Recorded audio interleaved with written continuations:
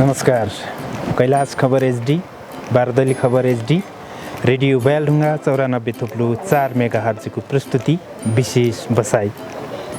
राजधानी काठमाडौँदेखि नजिकैको पर्यटकीय गन्तव्य रानीकोटमा उपस्थित छौँ। हाम्रो ब्याकग्राउन्डमा भिलेज हाइल्यान्ड रिसोर्ट छ। यसका सञ्चालकसँग हामी कुराकानी गर्दैछौँ आजको यो बसाइमा।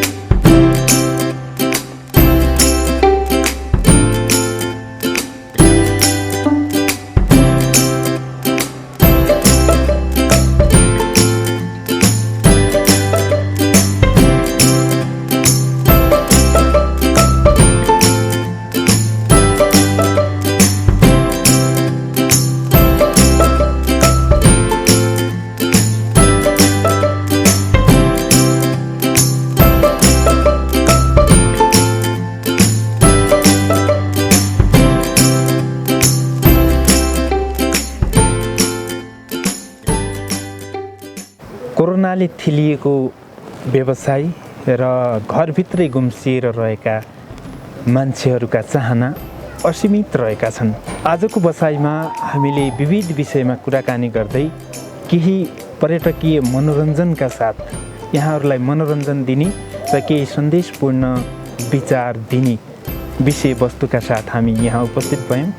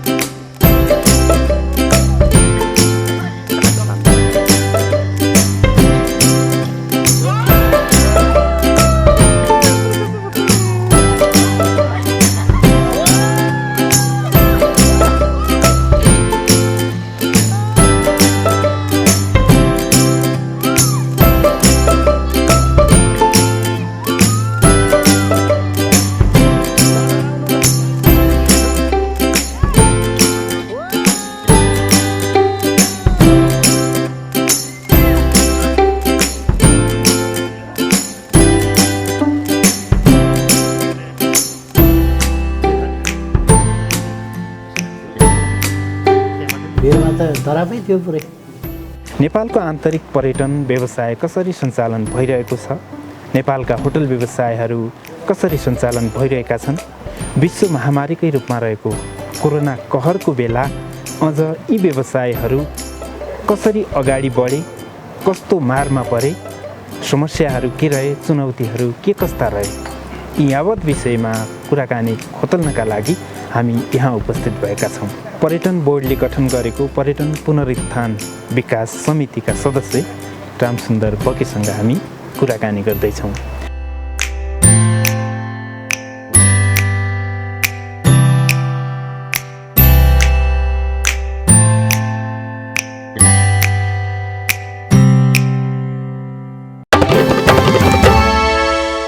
नमस्कार, हामी विशेष बसाइमा छौँ। यति बेला कोरोना कहर पछिको पर्यटन कस्तो अवस्थामा गइरहेको छ, नेपालको पर्यटन व्यवसाय, होटल व्यवसाय र आन्तरिक तथा बाह्य पर्यटन सम्बन्धी अथवा त्यसभित्र भएका गतिविधिसँग आज हामी कुराकानी गर्दैछौँ। कस्तो अवस्थामा गइरहेको छ विशेष गरी बागमती प्रदेशभित्र पर्यटन व्यवसायदेखि पर्यटन गतिविधिहरू कसरी अगाडि बढिरहेका छन् यस विषयमा हामी खोतल्ने प्रयास गर्नेछौँ। म रक्तिम दैलेखी। आज हामीसँग नेपाल पर्यटन बोर्ड,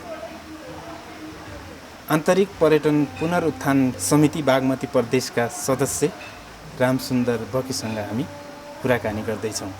आजको अतिथिको रूपमा उहाँ भिलेज हाइल्यान्ड रिसोर्टका अध्यक्ष पनि हुनुहुन्छ, सञ्चालक रामसुन्दर बकेसँग हामी आज कुराकानी गर्दैछौँ। यहाँलाई स्वागत छ। नमस्कार। नेपालको आन्तरिक पर्यटन कसरी अगाडि बढिराखेको छ भन्ने विषयमा आज हामी कुराकानी गर्दैछौँ। सन्चै हुनुहुन्छ? हजुर। बागमती प्रदेशको पर्यटनको अवस्थाका बारे बताइदिनुहोस् न। अहिलेको अवस्थामा नेपालको पर्यटन क्षेत्रमा बल्ल राज्यले हामीलाई केही गर्ने मौका चाहिँ दिएका छन्। केही सुधारका, यो कोरोनाबाट चाहिँ केही सुधार हुने लक्षणहरू पनि देखिरहेछन् र नेपालमा चाहिँ अहिले मेरो बुझाइमा चाहिँ विदेशी त हाम्रो छँदै छ, तर सबभन्दा बढी जोड दिनुपर्ने आन्तरिक पर्यटन र ग्रामीण पर्यटन। यो आन्तरिक र ग्रामीण भने दुईवटा अलिक फरक फरक पाटो हो। आन्तरिक पर्यटनले हाम्रो नेपालको अर्थतन्त्रलाई नउकासेला, तर यसले हाम्रो अर्थतन्त्रलाई स्थिर बनाउने कामहरू गर्छ। अर्को कुरा के देखिरहेको छ भने हामीले चाहिँ अब हाम्रो नेपालको कन्सेप्टमा चाहिँ ग्रामीण पर्यटनलाई जोड दिनुपर्ने देखिन्छन्। ग्रामीण पर्यटन भनेर कस्तो खालको भने हाम्रो यो काठमाडौँ उपत्यकाको भ्यालीको चाहिँ यो डाँडाहरू र नेपालका हरेक डाँडाहरूमा हाम्रो गाउँघरमा जे पाक्छ त्यो बिक्छ, जे पाक्छ त्यो बिकाउने हिसाबले चाहिँ हामीले नारा ल्याएर चाहिँ हामीले ग्रामीण पर्यटन उठान गर्न सक्यो। हाम्रो प्रत्येक गाउँका घरहरूलाई चाहिँ हामीले होमस्टेको रूपमा विकास गर्न सक्यो भने, गाउँमा उत्पादन भएका चिजहरू पनि गाउँमै बिक्री हुने वातावरण बनाउन सक्यो भने हाम्रो नेपालको पर्यटनको भविष्य सुनौलो म चाहिँ देख्छु। हजुर, ग्रामीण पर्यटनसँग अझ यसको थप विकास गरेर लैजानुपर्छ भन्ने कुरा त गर्नुभयो। उत्थानै हुन सकेको अवस्था छैन, अझ पुनरुत्थानका कुराहरू पनि छन्। यो ग्रामीण क्षेत्रबाट अथवा यो बेल्टबाट पर्यटन विकास गर्नका लागि के भूमिका हुनसक्छ त? स्थानीय सरकारको के भूमिका हुनुपर्छ र यो प्रादेशिक सरकार सँगसँगै केन्द्रीय सरकारले कस्तो किसिमको योजना बनाइरहेको छ, यस विषयमा के कसरी अगाडि बढ्दाखेरि यो पर्यटन व्यवसाय अगाडि बढ्न सक्छ त? नेपालको अवस्थामा चाहिँ हाम्रो चाहिँ कस्तो भने अब केन्द्रीय सरकार एकातिर छ, प्रदेश सरकार एकातिर छ, स्थानीय सरकार एकातिर छ। हाम्रो नेपाल सरकारको राजनीतिक खिचातानले गर्दाखेरि यो संयोजनको अभाव चाहिँ म देख्छु। संयोजन भएको चाहिँ देखिँदैन, कहीँ कतै पनि देखिँदैन। अब अलिअलि केही कामहरू स्थानीय निकायले गरिरहेका कुराहरू देखिन्छन्। केन्द्रीय सरकारको योजनाहरू चाहिँ त्यस्तै साह्रो चाहिँ तल्लो लेभलसम्म, जनता लेभलसम्म पुगेको महसुस चाहिँ भएको छैन। प्रदेश सरकारको पनि त्यस्तो किसिमको महसुस चाहिँ भएको छैन। अब आन्तरिक पर्यटनलाई स्थानीय विकासले गर्नुपर्ने कामहरू भनेको हामीसँग भएका, हाम्रो नगरपालिका, हाम्रो गाउँपालिकासँग भएका यो प्राकृतिक पूर्वाधारहरू, प्राकृतिक सम्पदाहरूलाई जोगाएर र गाउँघरमा उत्पादन भएका चिजहरू। अब हिजोको समयमा कुरा गर्ने भने 72 सालको भूकम्पपछि हामीसँग भएका मौलिक घरहरू पनि अहिले नष्ट भइसकेको अवस्था छ। सबैको त्यो घरहरू 72 पछिका भूकम्पले चाहिँ नयाँ घरहरू निर्माण भयो। नयाँ घरहरूले निर्माण भए गाउँ पनि एक किसिमको कुरूप अवस्थामा आइसकेको छ। गाउँमा आजभोलि चाहिँ हामी आफै गाउँले प्रदेशमा हुर्के पनि हामीलाई पनि आज अनौठो लाग्छ कि हाम्रो पुरानो घर देखे भने चाहिँ यहाँ पनि हाम्रो पुरानो घर चाहिँ बाँकी रहेछ है भन्ने कुरा अवस्था आएछ। हामीलाई नै नौलो लागिसकेका छन्। अब विदेशीहरूलाई त के कुरा गर्ने, हामीले गाउँको परिचय, नेपालको परिचय दिने, परिचय नै गुमाउने अवस्थामा आइसकेका छन्। त्यसैले हामीले हाम्रो गाउँघरका चाहिँ मौलिक घरहरूलाई जोगाउन सक्यो भने, मौलिक सम्पदाहरूलाई जोगाउन सक्यो भने, मौलिक परम्परा हाम्रो चाहिँ हामीसँग भएका प्राकृतिक सम्पदाहरूलाई जोगाउन सक्यो भने र अहिलेका सहरका मान्छेहरू घुम्ने कहाँ त भन्दाखेरि यो ग्रामीण क्षेत्र नै हो।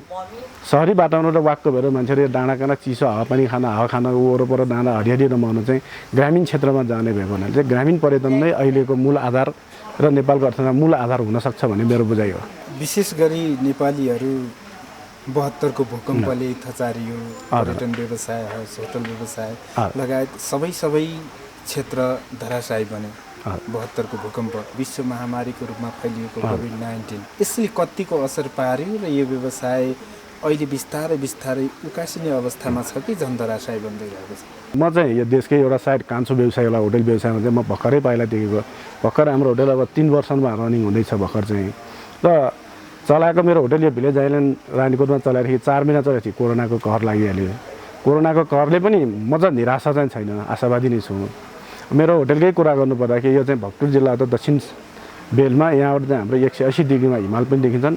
यही ठाउँबाट चाहिँ रानीकोटबाट चाहिँ यो 8000 मिटरको हिमाल चाहिँ सिसापाङ पनि यहीँबाट देखिन्छन् र यता मनासुलुदेखि लिएर चाहिँ हाम्रो यताको गौरीशङ्करसम्म चाहिँ यही ठाउँबाट हिमाल अवलोकन गर्न सकिन्छ। हिमाल चाहिँ भ्याली पनि एकदम अवलोकन गर्ने छ। यो होटल चाहिँ केही कुरा गर्नु पर्दाखेरि यो वास्तु पनि मिलेको, जहाँ हामीसँग वास्तु मिलेको ठाउँमा बसेर काम कारबाही गर्दाखेरि जे कुरा पनि डिल गर्दा हरेक कुरामा सहजता महसुस हुन्छ, मनलाई आनन्द हुन्छ भन्ने कुरा छ, वास्तुविदहरूको भनाइ छ। त्यसैले मेरो होटल चाहिँ भिलेज आइल्यान्ड होटल चाहिँ एकदम वास्तु मिलाएको छौँ। वास्तुअनुसारको भएको हुनाले मेरो चाहिँ चलाएदेखि नै म चाहिँ सन्तुष्ट छु। यो व्यवसायप्रति चाहिँ निराशा छैनौँ। र नेपालको कन्डिसनमा पनि अहिले भर्खरै पनि अब कोरोनाको कहर पनि अब कम हुँदै गएको हुनाले चाहिँ हरेक क्षेत्रमा अहिले हामी सुन्नमा हेरेर हरेक क्षेत्रमा ग्रामीण क्षेत्रमा मान्छेहरूका चहलपहल देखिरहेका छौँ। तपाईँ पनि रानीकोटमा आउँदाखेरि आजकै दिन पनि मान्छेहरूका चहलपहल, यही भिलेज आइल्यान्डमा पनि मान्छेका चहलपहल र बाटोमा चहलपहल हेरेर कि मान्छेहरू चाहिँ ग्रामीण पर्यटनहरूका चाहिँ निराश हुनुपर्ने अवस्था छैनन्। शहरी पर्यटनमा विदेशी पर्यटनमा अझ केही समय लाग्ला, अनि त्यो चाहिँ केही समय चाहिँ पूर्ति हुन अझ केही लाग्ला, किन विश्वभरिका कोरोनाको कहरले गर्दाखेरि चाहिँ विदेशीहरू आउन अलिक केही गाह्रो भइरहेछ। नेपाल सरकारले पनि त्यसमा भर्खर अलिकति खुकुलो गरेको छ भन्ने कुरा सुनेका छौँ। एयरपोर्टबाट अनलाइबल भिसा दिने कुराहरू भएको छन्। यो हामीले चाहिँ आन्तरिक पर्यटन र ग्रामीण क्षेत्रको लागि यी कुराहरूबाट नरोक्ने भएको हुनाले हाम्रो सम्भावना बढी सुनौलो भविष्य छ ग्रामीण पर्यटनहरूको भन्ने मलाई लाग्छ।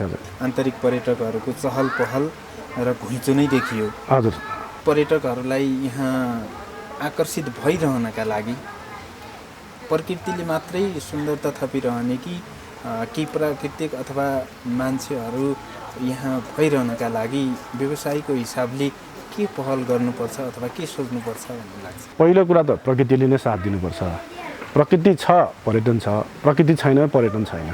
र यहाँ टिकाउन पर्यटन रानीकोटमा अहिले किन आकर्षित भइरहेछ मान्छेहरू भने काठमाडौँको जनसङ्ख्या अहिले हाराहारी 50-60 लाख जनसङ्ख्या भएको र काठमाडौँको सबभन्दा नजिकको दूरी यो पर्यटन भ्रमण गर्नको लागि आन्तरिकहरूलाई यो भनेको काठमाडौँबाट जम्मा 22 किलोमिटर पुग्न सकिन्छ।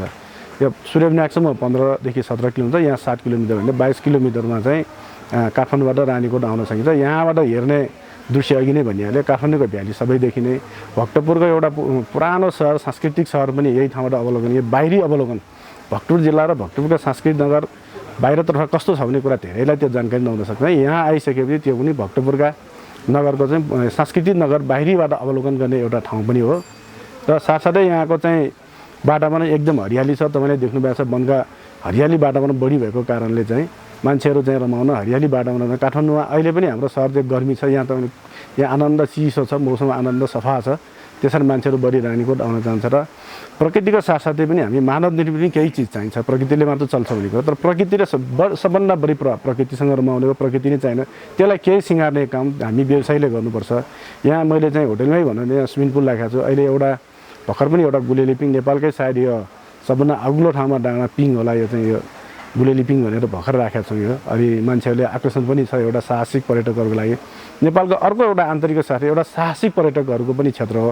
हामीले साहसिक पर्यटकहरूको लागि चाहिँ व्यवसायिकहरूले राज्यले व्यवसायमुखी बनाउन सक्यो भने चाहिँ हामी व्यवसायहरूलाई चाहिँ प्रमोट गर्न सक्यो भने, यस्ता कुराहरू गर्न सक्यो भने नेपाल स्वदेशी र विदेशी पर्यटकहरू तान्न चाहिँ आन्तरिक साहसिक पर्यटक गन्तव्य पनि बन्न सक्छ। हाम्रो रानीकोट पनि त्यस्ता चिजहरू छ। यहाँ चुच्चे ढुङ्गा भन्ने अथवा गुफा, त्यसको विषयमा पनि केही पहिले अलिकति चर्चा भएको थियो, जति चर्चा हुनुपर्ने त्यो हुन सकेको छैन। त्यस्तै रानीकोटभित्र अन्य गन्तव्यहरू के छन्? यो मल्लकालमा चाहिँ रानीलाई नै मन परेको, रानी राख्ने ठाउँ भएको हुनाले चाहिँ यो राज्यको एउटा सामरिक महत्त्वपूर्ण ठाउँ पनि हो। हिजोको चाहिँ यो उपत्यका चाहिँ विभिन्न राजाहरूको चाहिँ अलग अलग राज्य भएको हुनाले यो तराईसँग जोड्ने। र मैले एकजना कताबाट सुने पनि छ, एकजना अस्ति यही होटलमा आएको पाहुनाले एकजना यो उहाँ चाहिँ एउटा इतिहासमा पनि अलि नाम चाहिँ मलाई कन्फ्युज भयो, इतिहासमा पनि यो पद्मसम्म हिँडेको बाटो पनि भन्ने कुरा चाहिँ यो रानीकोट भन्ने कुरा अस्ति उहाँले पुष्टि त भएको छैन, त्यही पनि उहाँले भनेअनुसार इतिहासमा गहन अध्ययन भएको मान्छे होइन, उहाँले चाहिँ यो बाटो भएर चाहिँ पद्मसम्म पनि हिँडेको रानीकोट भन्ने कुरा गरेको छ। यहाँ अब गढी भयो, एउटा प्राकृतिक शिला बाघ भएर भयो। हामी यो बाघ भएर चाहिँ वर्षको 2 चोटि यहाँ मेला हुन्छ, मङ्सिर पुण्य वैशाख पूर्णिमा ठुलो मेला लाग्छ। साथसाथै अब धार्मिक क्षेत्र, हरेक पर्यटन विकास हुनलाई चाहिँ धार्मिक क्षेत्र पनि चाहिने। यहाँ प्राकृतिक सम्पदा पनि छ, धार्मिक क्षेत्र पनि छ। धार्मिक क्षेत्र बागभैरव भयो। अब अहिले चल्तीको धेरै अब पछिल्लो चरणमा हाम्रो चल्तीको चाहिँ धामको रूपमा चाहिँ हाम्रो डोलेश्वर भयो, यही छेउमा नजिकै भयो। अर्को आशापुरी महादेवै भयो, बागभैरव भयो। यता तलतिर गइसक्यो, अलिकति तल आधा घन्टा जति गइसकेपछि तलको एउटा मुरलीश्वर महादेव, मुरली खोला, जुन हाम्रो जुन चाहिँ यसको जुन रोसी खोलाको मुहान नै हाम्रो यही रानीकोटकै छेउबाट चाहिँ बग्ने हो। एउटा ऐतिहासिक र प्राकृतिक सम्पदा त्यो पनि। अर्को चाहिँ सानो फुल्चोकी। अनि हाम्रो यो रानीकोट चाहिँ हिजोदेखि हाम्रो भक्तपुरका मान्छेहरू चाहिँ यो फुल्चोकीमा दर्शन गर्न वैशाखीले दर्शन गर्न जान्छौँ। भारत दर्शन गर्न पनि हिँड्ने यो पौराणिक ट्रेकिङ रुट पनि हो, यो हाम्रो हाइकिङ रुट पनि हो। यो चाहिँ हिजोदेखिका चलिआएको र अहिलेसम्म पनि त्यो परम्परा कामै छ। र यहाँको चाहिँ अर्को चाहिँ यहाँबाट जान सकिने भनेको लाखुरी भन्ज्याङ छ नजिकै। अहिले भर्खरै पनि एउटा नयाँ होटल चाहिँ ओपनिङमा कुरा आएको छ, जुन सायद नेपालकै एउटा ठुलो होटल मध्येमा एउटा गनिन्छ। त्यसले गर्दा पनि थप यहाँको अझ रानीकोटको प्रचारको लागि, रानीकोट चिनाउन चाहिँ अझ त्यसले चाहिँ थप मद्दत गर्छ जस्तो लाग्छ मलाई चाहिँ। र अर्को चाहिँ यहाँ चाहिँ हामीले भर्खरै पनि गत सालमा पनौती नगरपालिका, म चाहिँ पनौती नगरपालिकाको पनि एउटा पर्यटन कमिटीमा भएको नाताले चाहिँ के भन्छ, हिजो अस्ति मात्र हामीले पर्यटन रानीकोटदेखि पनौती नगरपालिका कसरी चिनाउने भनेर हामीले बुट्टीमण्डल यो पर्यटन बोर्डको हलमा एउटा कार्यक्रम गरेका थियौँ। हाम्रो चाहिँ यो हाते प्रचार चाहिँ विमोचन गरेका थियौँ, जुन चाहिँ नेपालमा यो रानीकोटदेखि लिएर पनौती नगरपालिका, फुल्चोकी, यता चाहिँ नारायण ठान भयो, नमोबुद्धसम्मको चाहिँ ट्रेकिङ गर्न हाइकिङ गर्न सकिने भनेर चाहिँ एउटा हाते प्रचार चाहिँ विमोचन भएको छ। त्यसले पनि जहाँसम्म लाग्छ नेपालमा यो रानीकोटलाई र पनौती नगरलाई थप चिनाउन चाहिँ त्यसले पनि सहयोग पुर्याउँछ जस्तो मलाई लाग्छ। पनौती, महालक्ष्मी, सूर्यविनायक यो तिनटै क्षेत्रको सङ्गम स्थलको रूपमा रहेको हजुर रानीकोट, हजुर तपाईँहरू चरा संरक्षणतर्फ पनि लाग्नुभयो होइन? हजुर हजुर हामी लागेका छौँ त्यो समय। कति किसिमका चराहरू पाइन्छन् यहाँ? यो चरा संरक्षणको क्षेत्रमा के गर्नुभयो? 400 देखि 600 प्रजातिको चराहरू यो रानीकोटदेखि र फुल्चोक रेन्जमै पाउने भने एउटा चराको सम्बन्धीका चरामा इन्ट्रेस्ट भएका पर्यटकहरू पनि विदेशी र स्वदेशीबाट तान्न सकिने सम्भावना यहाँ प्रशस्त देखिन्छ। अहिले पछिल्लो चरणमा चाहिँ पनौती नगरपालिका एउटा चरा संरक्षणकै लागि र प्रकृति संरक्षणको लागि चाहिँ एउटा हामीले चाहिँ एउटा नेचर गाइड भनेर चाहिँ तालिम दिएका छौँ 5 दिनको। त्यसले पनि एउटा चिनाउन थप त्यसको अध्ययनको लागि चाहिँ कोसेढुङ्गा भएका छन्। अर्को चाहिँ यही भिलेज आइल्यान्डकै वरपर चाहिँ भनेअनुसार 40 प्रजातिका चराहरू यही भिलेज आइल्यान्डको वरपर चाहिँ छ भन्ने कुरा एउटा त्यो बिसिएन नेपालले चाहिँ अध्ययन गरेर हामीले भनेको छ। त्यसको डाटा चाहिँ यो चरा भनेर दिएको छैन, तर उहाँले मौखिक चाहिँ यहाँ 40 प्रजातिको चराहरू होटलको वरपर छ भन्ने छ। यहाँ बाघ पनि छ भन्ने कुरा भयो। हिजो अस्ति पनि पाटे बाघ भेटियो भन्ने फोटाहरू सामाजिक सञ्जालमा व्यापक भएको छ। त्यो कहाँ कसरी देखियो त्यस विषयमा पनि भनिदिनुहोस् न। अब हाम्रो काठमाडौँ यो महाभारत लेखहरूमा चाहिँ बाघ छैन भन्ने कुराहरू चाहिँ अहिलेसम्म बाघ भएका पुष्टि भएको जस्तो देखिरहेको छैन। तर यहाँ हामीले सानोदेखि सुनिरहेछौँ यहाँ सूर्यविनायकको वन, यो रानीको बाघ छ भन्ने कुरा हिजो चाहिँ हामीले देखेको हाम्रो हिसाबले चाहिँ त्यो पाटे बाघै जस्तो देखिन्छ। बाघ चाहिँ चितुवा चाहिँ प्रशस्त आइरहन्छ यहाँ चाहिँ बाटोमा हामी राति हिँड्दाखेरि देखिरहन्छ नै। यो महाभारतसँग जोडिएको भएको हुनाले सायद बाघ छ यहाँ चाहिँ। क्षति कतिको पुर्याएको छ बाघले? रानीकोटमा त अहिलेदेखि कहिले पनि थाहा छैन मान्छेलाई यसले क्षति गरेको, मान्छेलाई अट्याक गर्ने, बाटोमा हिँड्ने बटुवालाई तर्साउने त्यस्तो कहीँ कतै हुन्छ। आफ्नो बाटो लाग्छन्। मैले पनि बारम्बार मोटरसाइकलमा हिँड्दा पनि भेटिरहेको छौँ अनि गाडीमा हिँड्दा पनि भेट्छौँ। तर कहिलेसम्म कुनै पनि मान्छेलाई त्यसो हानि गरेको चाहिँ यो रानीकोट वरपर एउटा हाम्रो धार्मिक विश्वास के पनि छ भने रानीकोटमा बाघ भैरव छ। जसले बाघ भैरवलाई पूजा गर्छ उसको घरलाई, उसको गोठलाई, उसको वस्तुलाई बाघले दुःख दिँदैन भन्ने जनसुस्ती छ यहाँ। अहिलेसम्म त्यो सबै यो रानीकोट वरपरका सबैलाई वर्षको बाघ भैरव पूजा गर्ने हुनाले हामी कहाँ यसो क्षतिको अहिलेसम्म रेकर्डै छैन। भनेपछि अब बाघ हेर्न जू र नेपालगञ्ज पुगिरहनु पर्दैन? बाघ देख्नु हाम्रो लागि चाहिँ यो आन्तरिक पर्यटन र विदेशी पर्यटन हाम्रो लागि गौरवका विषयहरू हो। यहाँ पर्यटन उत्थान विकास समितिमा पनि हुनुहुन्छ। हजुर। समितिमा नहुँदा पहिले जति यहाँ विकास भएको थियो अथवा ती गन्तव्यहरू जस्तो अवस्थामा थिए, विकास समितिमा गइसकेपछि पनि विकास हुन सकेन, अझ उस्तै छ भन्ने गुनासाहरू आइरहेका छन्। ती गुनासाहरूलाई कसरी सम्बोधन गर्नुहुन्छ? अब चाहिँ यो विषयमा के छ भने जुन समितिबाट नियुक्ति पाएँ, एक चरणको बैठक भयो, दोस्रो चरणको एउटा हाम्रो भर्चुअल मिटिङ भयो। त्यहाँदेखि यो कुरामा कहीँ कतै केही भएकै छैन। बरु चाहिँ हाम्रो पनौती नगरपालिकाको तर्फबाट विभिन्न कार्यक्रमहरू हामीले गरिरहेछौँ। पर्यटनबाट चाहिँ यो हाम्रो प्राकृतिक एउटा आहल डाँडा भन्छौँ नि, हजुर, यी आहल डाँडाहरू चाहिँ हेर्दा के पनि होइन।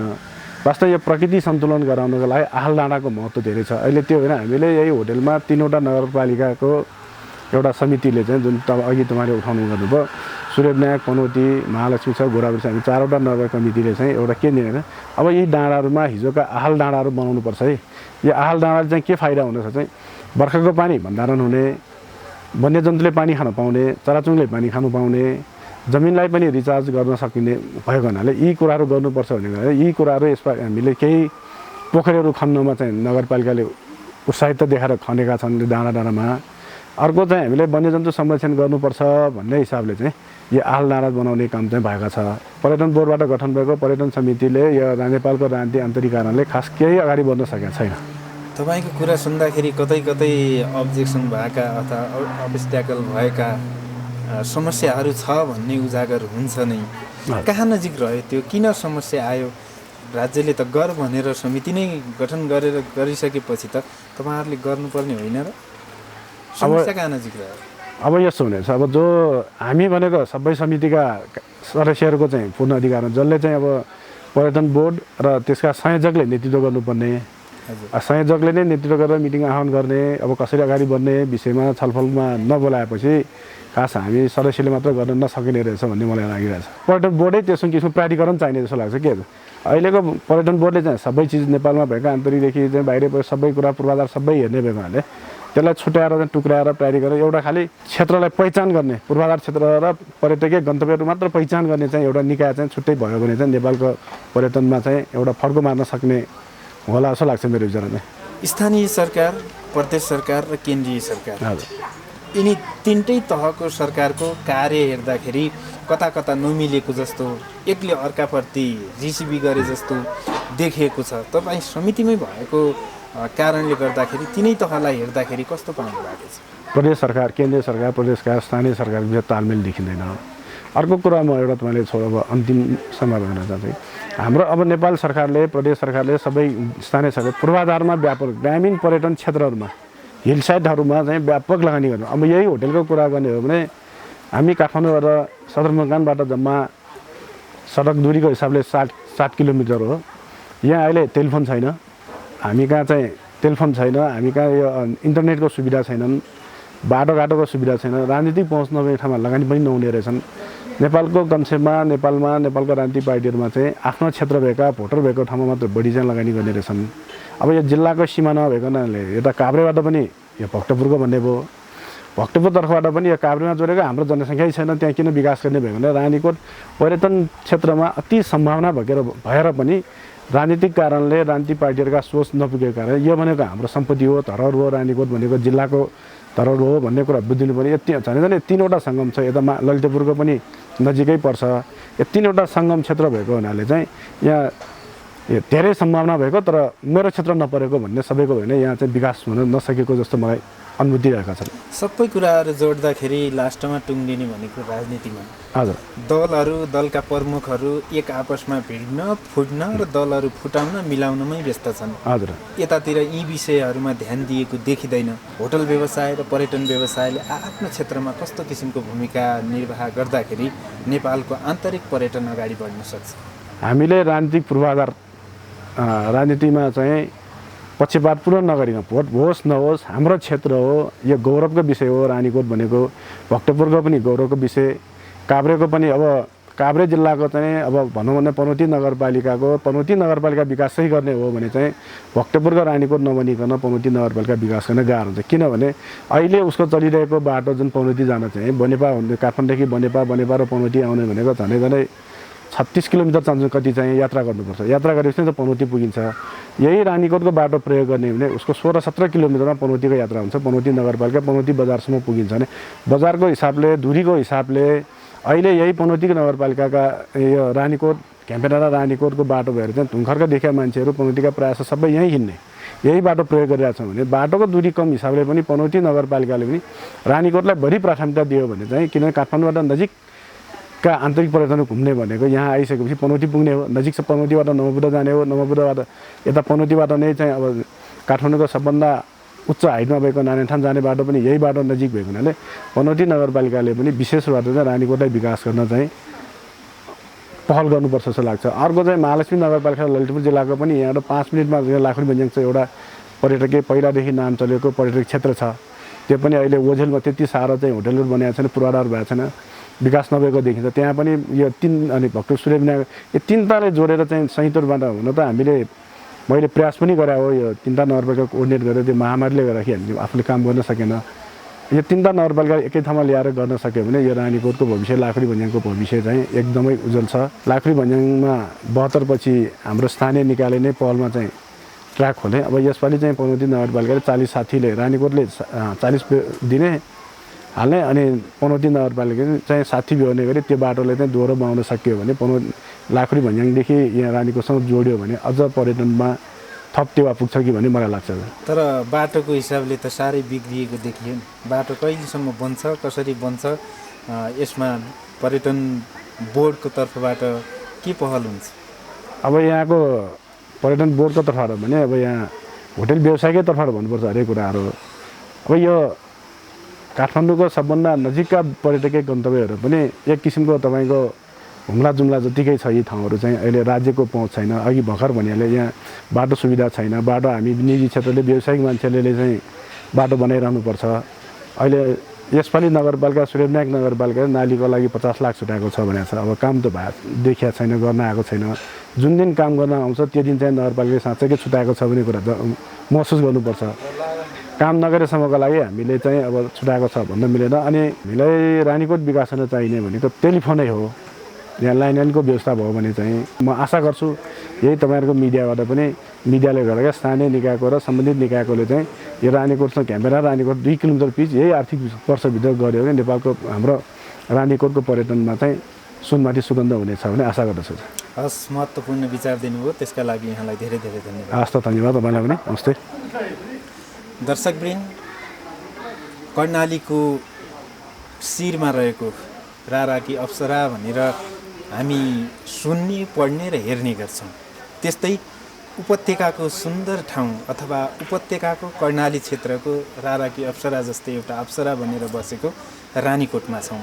यति बेला काठमाडौँको नजर रानीकोटमा पुगेको छैन। भन्न खोजेको केन्द्रीय सरकारको अझै पनि त्यो क्यानभास यहाँ पुग्न सकेको छैन। हामी विविध कारणवश काठमाडौँकै कर्णाली क्षेत्र रानीकोटमा पुगेका छौँ। भिलेज हाइल्यान्ड रिसोर्टका सञ्चालक रामसुन्दर बकेसँग उहाँ नेपाल पर्यटन बोर्डको आन्तरिक पर्यटन पुनरुत्थान विकास समितिका सदस्य पनि हुनुहुन्छ। यहाँलाई विशेष धन्यवाद। विविध विषयमा भएको कुराकानी यहाँहरूले सुनिसक्नु भएको छ। आजको बसाइ यति नै। कार्यक्रम सञ्चालक म रक्तिम दैलेखी पनि बिदा चाहन्छु। नमस्कार।